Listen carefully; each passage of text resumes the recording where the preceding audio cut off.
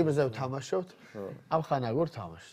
და ნუ ეხლა სომხეთის ნაკრები, საქართველოს ნაკრები რაღაც ერთ სასტუმროში ისე და ნუ ამ ხანაგური თამაში რაღაცა. და ვთქვით რომ ეხლა მაინდა-მაინც ნუ დავხოცავთ ერთმანეთს თქო რა კი არის ეხლა ცოტა უსიამოვნოა არც იმათთან და არც ჩვენ არ გვინაცაგება და ნუ ჩავარტყით ხელი ასე ვთქვათ რომ არ უხეშობა არა გვაქვს.